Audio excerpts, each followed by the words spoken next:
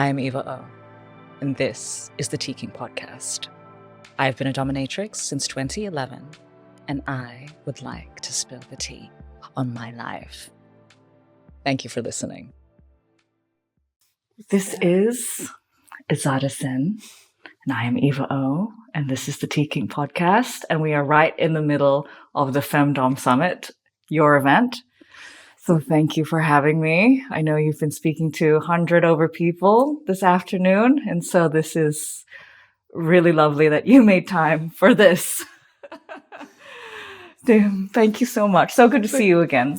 We did a recording a few years ago here in Bucharest, Romania, and has life shifted since then? A lot.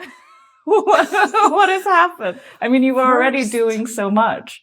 First, I think I was in the first season of the teakink. Yes, the very first. When it appeared, I had no idea what you want to do with it. I didn't either. Yes, you said, we just have this very fancy tea. Yeah. I had no idea how to drink tea. I remember how embarrassing it was for me to... You looked great.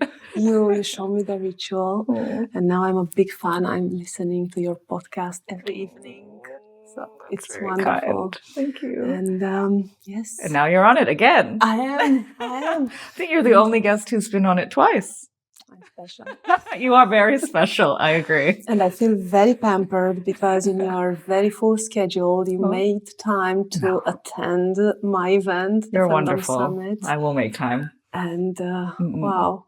Tell us about the Femdom Summit. Why did you make it? What is it supposed to be? This is the biggest change, I believe. Mm-hmm. When we discussed for the first time, we discussed about your podcast and my House of Sin project dedicated to Matriarchy.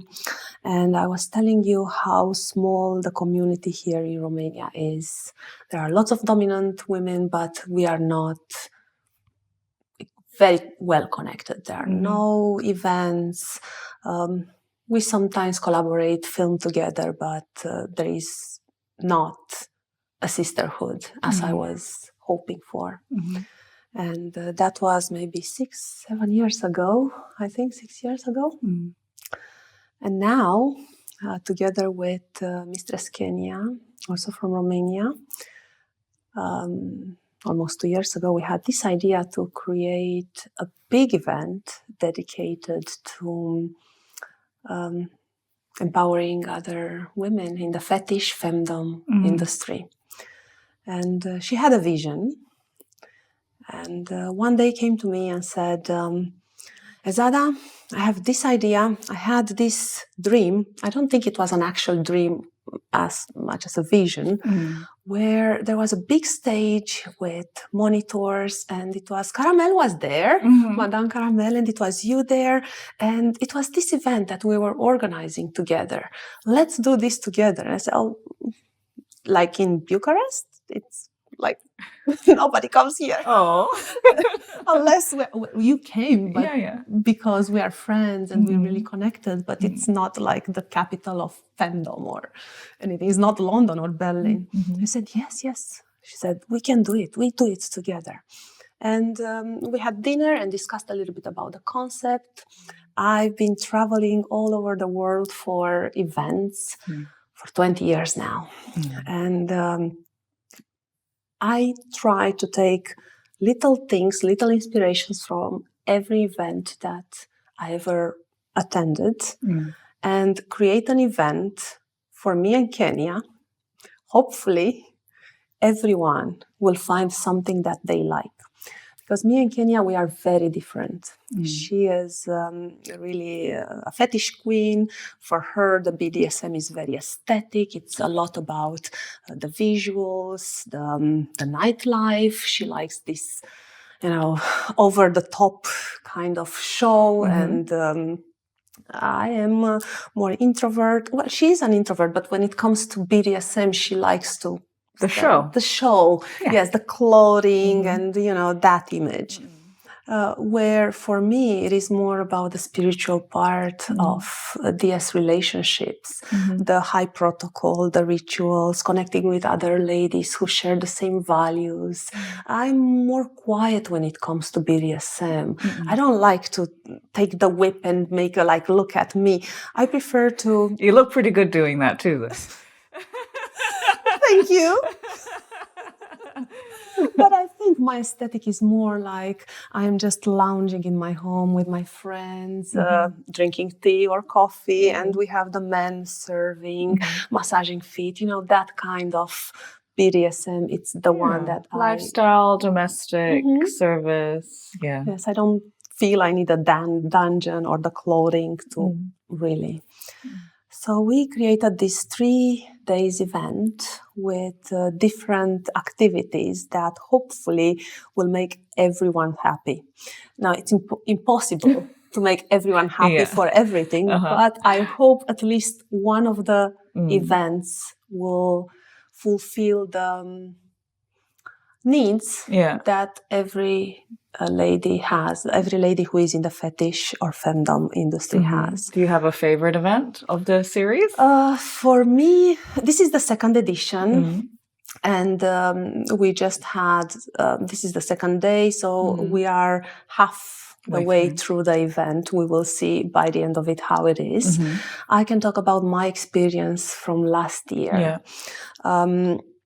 The first part of the event was my idea, and we wanted to start slowly with more informal events. The first day, it's a tour. Last year, it was the castles tour. We took the ladies in a bus to show them beautiful Romania, to castles. And we did that yesterday. This year, because so many ladies attended, we had also the Bucharest tour.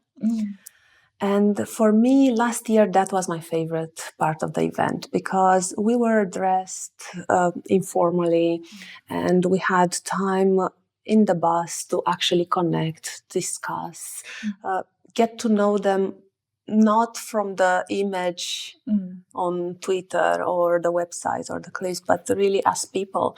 And most of us are very authentic, so what you see is what you get.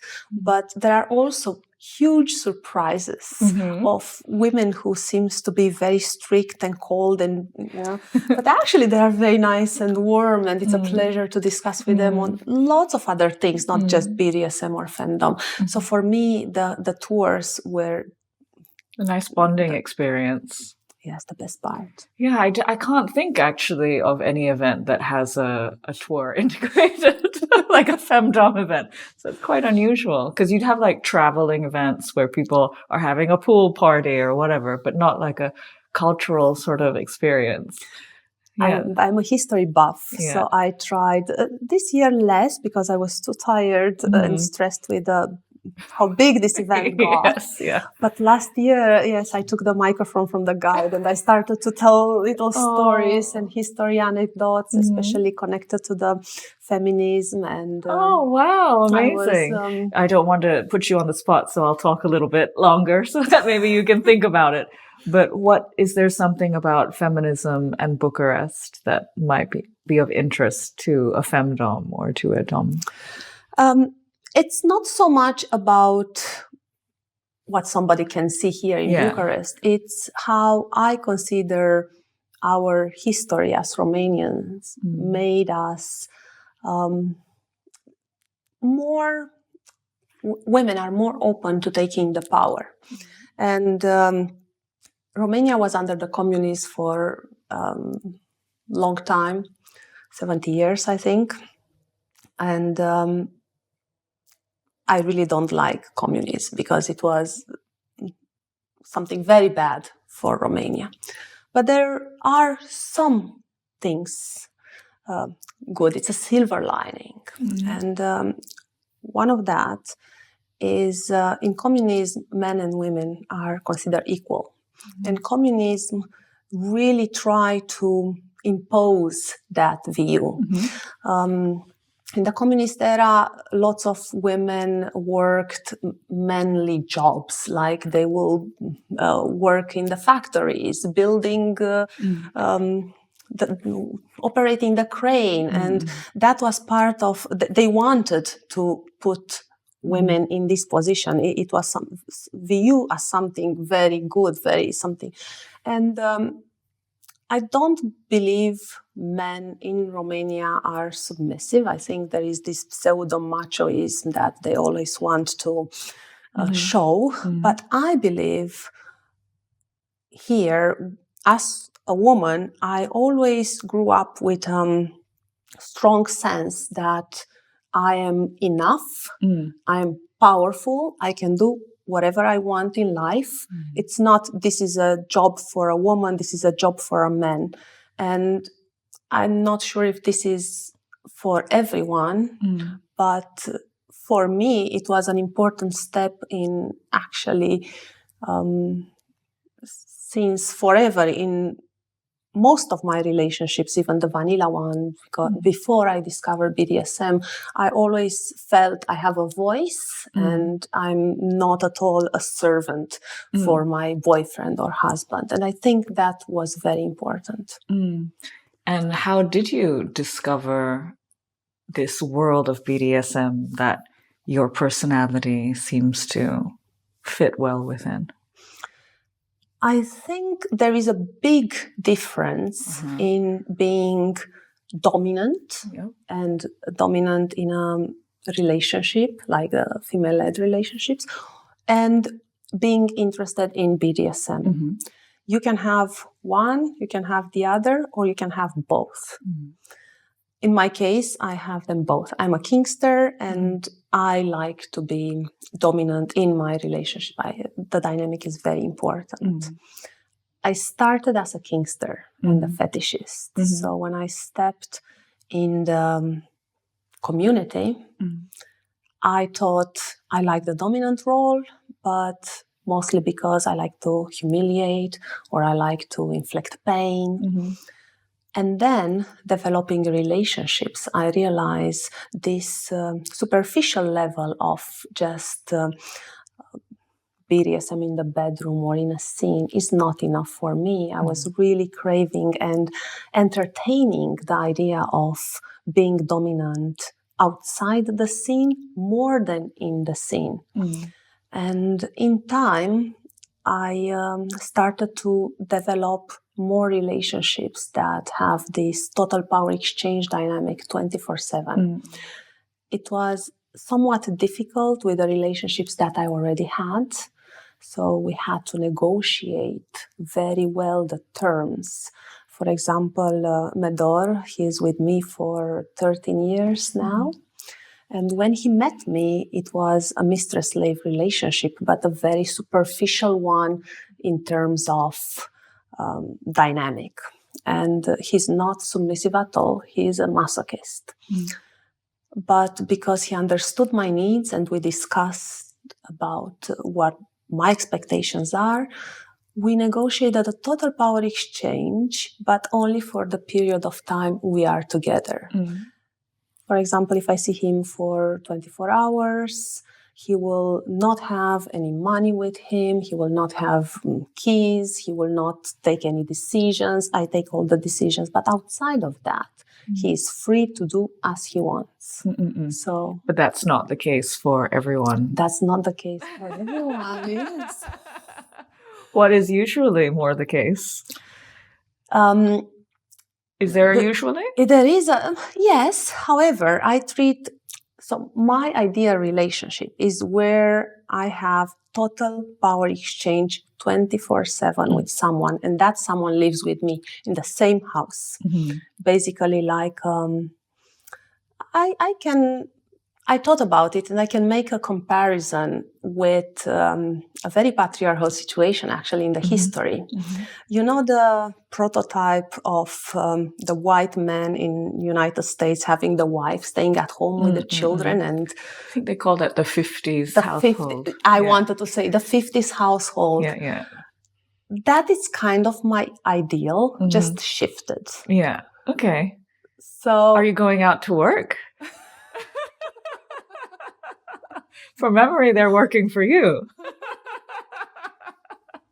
So in Romania, we didn't have that. Yeah. I think I'm doing this naturally, and I'm training. I have 3 partners. Okay. and I'm training my partners to take that role. But I've seen the Mad Men, the show, and watching it, I realized, well, what's happening in my household, it's pretty without the drama, because we negotiate the relationships, we don't have these problems, but it's more or less the same. I like to be the one who, I'm the businesswoman. I like to be the one who is the provider in my household. My husband, I'm with him for 13 years. We have children together. So he is taking responsibilities about the children. He is the one preparing the children in the morning, taking them to school, making sure they have everything, preparing everything for them. And it works very nice. I have Poodle. He is with me for 9 years, and he helps me with my business. Everything related to filming, gathering model releases, my connections with the uploading the clips, everything like that is him. Very useful. Yes. And I have Giada Da Vinci, who is here with us today. She's with me for 1 year. And I want to give her more personal jobs, like she must do my hair, she must shower me, massage me, prepare my clothes. She's ironing, she's cooking for me. So she is more like very personal assistant. Yes, and also she's a lot in her duty is also to provide me sexual pleasure. Yes, we have in the morning and in the evening rituals. There's a lot of structure to your life. Yes, but I'm in the same time very flexible. So my husband used to be very involved with the business aspects of the things, and some months ago there was a big problem. He forgot to send some footage to the ladies, and I felt very embarrassed. I'm very professional. I don't like things like that happening. So I dismissed him from that job. I understood he's overwhelmed by the other responsibilities, and I just changed it. Basically, what I'm trying to do is to find the best in everyone in my life, everyone that I love and I feel a connection with, because I strongly believe if there is an amazing person that you have a good connection with, you can negotiate the terms to make it work. Find something that, So who did your hair before? It was Poodle, but he has no hair. So a lot of practice was necessary. But Giada doesn't have long hair either, so now we are discussing she should do practice some courses on wigs. And yes.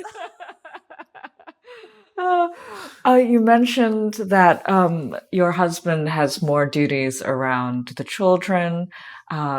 Is anyone else looking after them, or? Yes, we have an extended family, and my husband, parents, as well as my father, are living very close to us. So nice. Love it. All near the home that I visited you in? Yes. Oh, love that compound. We are all neighbors. All neighbors. It takes a village. Love it. It takes a village. And also Giada, she's also a mother, and she's extremely good with the children. So sometimes when I'm busy with something else, she will do crafts. She's very artistic too. And she will do crafts with the children, painting together. Also Poodle, he doesn't have children, but he is a very good uncle. So he's the one playing the more physical games like football or sports. And I feel like it's absolutely great, because in our household, we are very different, and the children get to to have interactions with adults who are very different and they can inspire them in different ways. My husband is the strict authority. She's very cold. Yeah. He's on the spectrum a little bit. So he's like that. Oh, now is the time to eat. Now it's very like structure. Giada is the artistic one. She will be, but in the same time, she can be very strict. Okay. Where Poodle, he is not strict at all. He's the fun one. He's the one that my kids feel like if they want something, they want. They will ask Poodle. Do they ask Poodle by Poodles? No, they name? know. Yes, yeah, they say uncle or something. They don't. So both Giada and Poodle do wear their collar all the time, including around the children. Yeah. At some point when they were babies, they asked about, oh, what's this? And they said, jewelry. Yeah. I'm sorry, I think I touched the mic. They said jewelry, and that was the explanations for this. They never It is jewelry. questioned. Yeah, it is, of course. Yeah. My husband does not wear a collar anymore. He used to before we had the children. Now we negotiate, talking about, changing and not being. We discussed while I was pregnant, I discussed with him and we negotiated how we are going to, this is a new thing in our life, how we are going to address this when we have new life, that we have to be very careful how the decision that we take. So we took the decision for him not to wear the chastity and not to wear the collar anymore, unless the kids are not at home. So if we are on vacation, if we have the date night and the kids are with the grandparents, so moments like that he would, but other than that, it's just mental chastity and no collar. So basically nothing to show my ownership over it. Can I ask why that decision was taken? Like a visual cue decision? I think it was also connected with the parents of my husband coming to live closer to us. And at that time, they knew about my profession, but they didn't know about our dynamic. And that was taken in consideration as well. About how we are going to present this situation to the rest of his family, not to the children. And we took that decision. Now they know also know everything and the dynamic too. But since the kids are older now, we cannot make him wear a new jewelry. So I'm thinking about it, but we consider at the moment it's good as it is. It's good as it is. Did you listen to my episode on motherhood and kink? Yes. Yeah, I did. If you are ready or not. Yeah. It was very interesting. I think that if it were to happen, that I probably have similar plans and thoughts and ways of navigating it, like you're mentioning. But I'm not at that point, and I don't know whether I will have children. But just the whole process of understanding how much help that I would have was actually quite heartening in some ways. Maybe I needed to have different people than the ones that were interested in just basically getting me pregnant. But to know that I understood how to operate in an environment where you could find the best out of people and help them support you and be open to different personalities in a village, I think that it's all very useful, actually, in terms of a new life, gaining an understanding of the world. Yes, and I think in podcasts and YouTube videos, we are not talking enough about being a parent and a kinkster or a lifestyler or to have a profession, a sex-related profession and to have children. And I understand why, because this is a very taboo thing to discuss about these two things in the same time, but most kinksters do have children, our parents too. Most sex workers have also children. We don't want to talk because we are afraid of discussing, addressing this, but it is important. And for some of the decisions that I took for my children, I took because I discussed with other mothers and I asked, okay, you are creating fetish content as I do. what do you do when you are telling your kids what you are doing? Are you telling them or not? Is this a secret or not? So I asked maybe 20, 30 people. So much research. About what they did. And some had smaller children or already adults, like grown-up children. So I had very good understanding of what was the best approach. But of course, like in everything, when it comes to parenting, you don't know what is the best. You want to do the best, and then you hope for the you hope for the best. Hope for the best, but it's not always working like that. And we all know, because so many people who are adults now are struggling with some kind of childhood trauma. So obviously, our parents. It's difficult for everyone. Yes. Yeah. So, was there a common thing that you found when you were speaking to these 20, 30 people?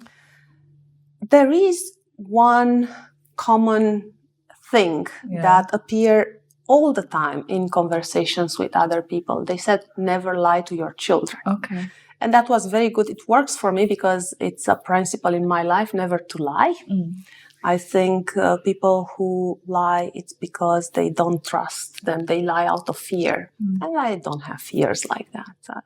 I think if somebody wants to not to be my friend or not to be in the same space with me because this is who I am, it's better this decision to be taken. So that was a very important advice, never to lie to the children.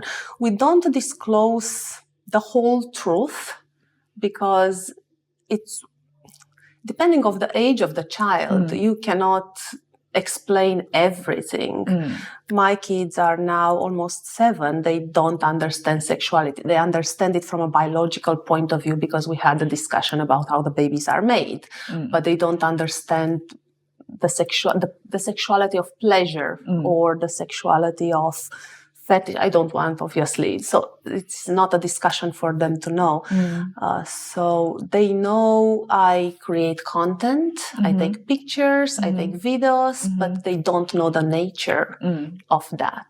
And as they will be growing, I will start to talk about start pleasure. to talk more or less. Maybe to start with little things like fetish clothes. Maybe the pictures that I take are in this material, leather, let's say, because there are some people who enjoy leather.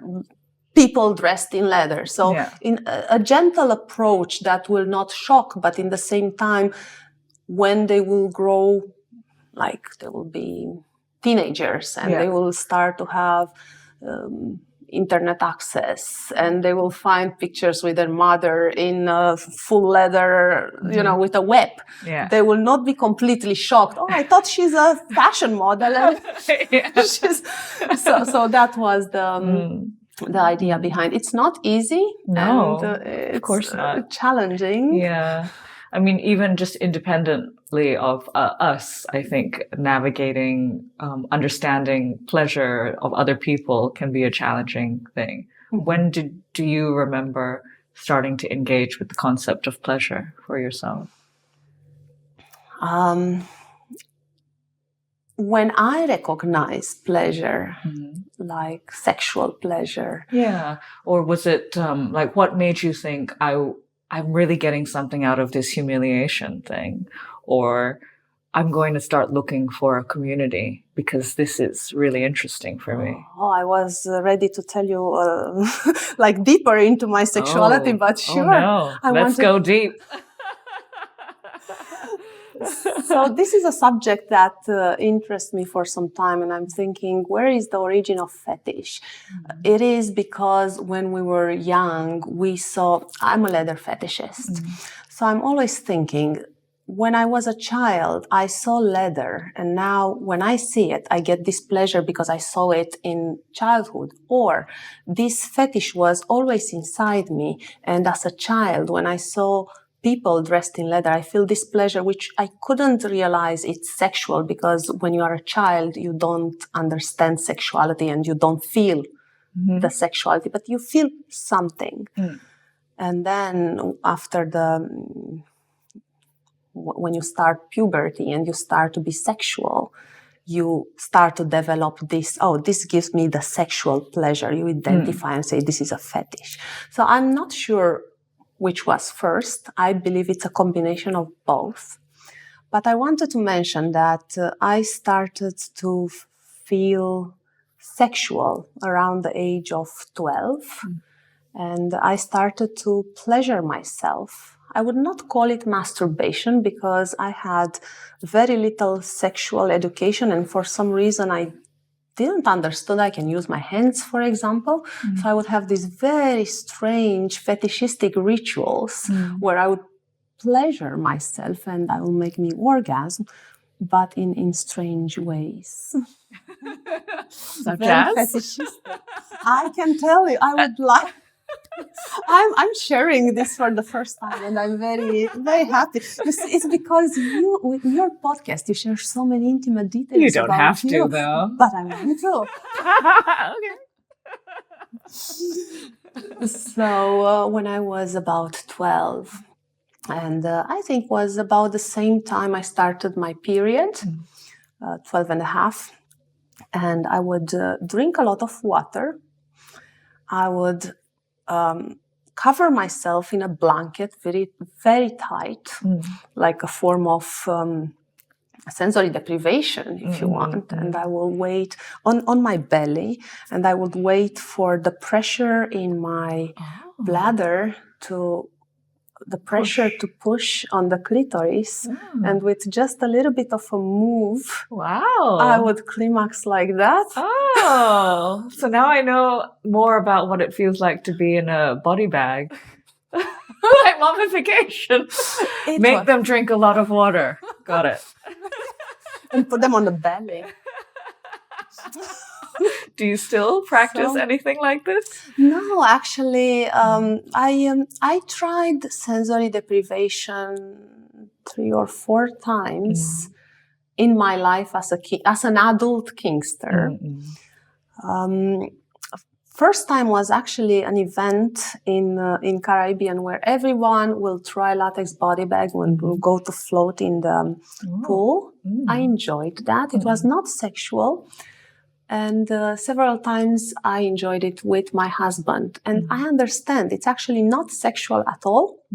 It's actually a very calm sensation. It makes me feel like I'm in the womb of my mother. So it doesn't have the same sensations as it was when I was younger. Yeah.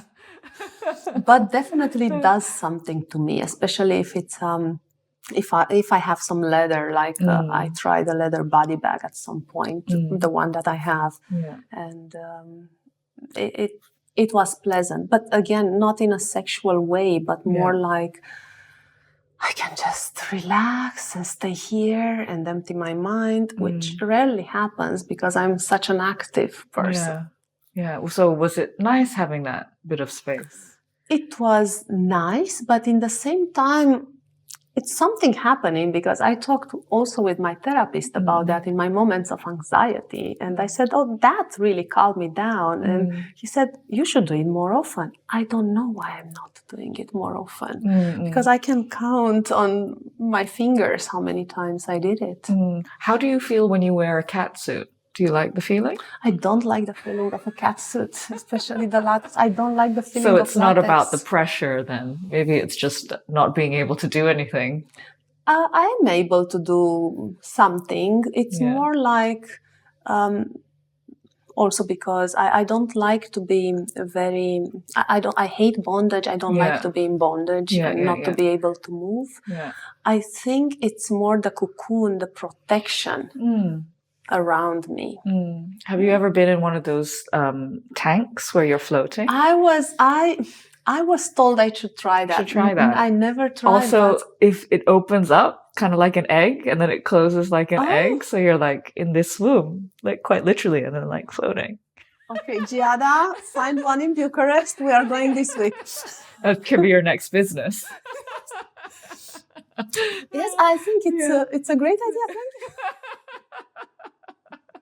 The next empire, Floatation tanks by Ezada Sinn. We can create an event for all these anxious. Womb of Sin. Womb of Sin. Instead of House of Sin. So what are you going to do once the Femdom Summit closes to relax yourself? First of all, I want to say that I'm so honored that so many wonderful ladies came from all over the world for this event. And I am so excited that I was struggling going to sleep at night, not out of stress, but just excitement. And I have this vision how it will be. And it's even better, at least for these two events that already happened, it's even better. I have plans to continue networking. Some of the ladies who attend the event decided to stay for longer. So I'm looking forward to brunch with Iris. I'll have dinner with her and I will meet several other ladies. So I think I will go out of the summit slowly. Networking with like-minded people, just enjoying this coming together that you've created. Community. Yeah. How do you feel about Femdom in general? Like, you've traveled to so many places, you've seen so many people practicing it in all these different ways. Like, you've integrated it into your life and you're moving with it as your life changes. Like, how are you feeling about these choices that you've made and the things that you've seen and what Femdom currently is, maybe? I was told I'm a naive, but for me, it's all about the community. Okay. And I really feel the support of the community. And through Femdom, I got a chance to meet some amazing women, such yourself. If it would not have been Femdom, we would never met. You don't know that. I like flotation texts too. I never tried one. Pretty sure it'll work out. So I think for me this is a huge gain, because we have this common passion of Femdom, but then we are so different. And through this, we get to connect different women who maybe will never met, different countries, different backgrounds, different education level, different ideas. And we will get together only because of that. And sometimes maybe it's somebody that you will forget about. Maybe sometimes it will be just another acquaintance, but sometimes it's this incredibly friendship that can be created in this way. Live in any hobby. It works for any hobby, but for me, the Femdom is the biggest hobby. Yeah. And it can create great things also, I think. Yeah. And there is another aspect that I think you identify in one of your episodes, this sexual bond. I think because we are sexual, it's not sexual with each other, but we are very openly talking about sexuality and intimacy. We can have a stronger bond that someone who has an interest in chess, for example. And I think that is also very important. And we understand the human spirit, and we are very comfortable talking about intimacy and experiencing ourselves in an intimate way with each other. Yeah, vulnerability. Yes. And in the same time, it's this fluidity of the dynamic that I believe exists between all of us. We are all dominant women, but when we see each other, is this dynamic that is, how should I say, I experienced this a lot with Giada Da Vinci. We are in a DS rapport where I am the dominant, but in the same time, because she's a dominant woman, when I feel weak for some reasons, she can be there, very strong and caring and motherly. And with her, it's an extreme example because she's my partner, but I feel the same interacting with you or other. Like, we can hold each other if necessary. And we don't judge. And we understand, yes, we are strong and we are powerful, but we have our moments when we want to be held. And we want someone like a parent to be there for us. And sometimes take silly decision, like what dress should I wear? You know? And be able to trust them with that. Trust them and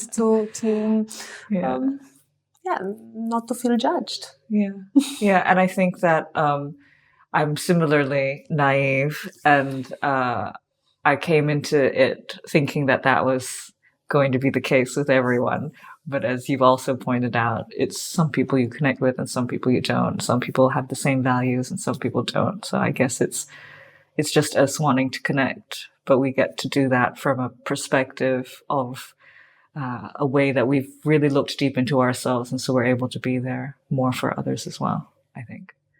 But is there anything else that you'd like to share with us on the Teakink podcast number 2 with Ezada Sinn? Oh, may I do some advertising? Of course. For my YouTube channel. Oh, yes. Advertise. I mean, we're going to be here a while because you do a lot of things, but... No, it's just this one. Okay. It's the only thing that actually I'm advertising for, because it's the only thing I'm very passionate about. It is my Talking Matriarchy YouTube channel. Love it. That we had Talking Matriarchy. I think we had twice. Did we? No, we had one in the pandemic. Yeah. Because we had a discussion at the House of Sin about other things, but it was not part of that. Yeah. And then during the pandemic, I took this is the time to start finally my YouTube channel. And I started and I contacted you and it was a Zoom. I was after Caramel. Yes, yeah. I think. Yes, the second, I think, immediately. We wanted to talk with you about that. So it's still going, it's still strong on YouTube. Yes. It's talkingmatriarchy.com. And I mostly discussed about DS dynamics, mostly with dominant women, but not only. And in general, I talk about anything related to BDSM, but with a focus on relationship dynamics. Okay. Who have you spoken to that haven't been dominant women? Like some submissives? I interviewed most of my partners, except for my husband, who is very introvert. Okay. And I discussed with the submissive of several other ladies. Oh, great. Love it. I think that there's so much room to hear that perspective. Yeah. Every time I have a discussion, I feel I learned something. It's really, so this is the goal with the channel. Yeah. I wanted to show people that the dynamic can be whatever you want it to be. There is no, this is how you have to be. A dominant woman would never cook, or a dominant woman never does that. No, a dominant woman will do whatever she wants. Yeah. Because that means to be dominant. And through these discussions, are not interviews, it's more a discussion, I try to show the diversity of our community and how everything goes as long as it's between consenting adults. Yeah, amazing. Thank you so much. Thank you so much, Eva. I always love hearing your contents of your mind. You're very gracious with how you share it with us, so thank you. Thank you. Thank you. So thank you very much for listening, and we'll speak to you, Ezada Sinn, round 3 Teakink podcast.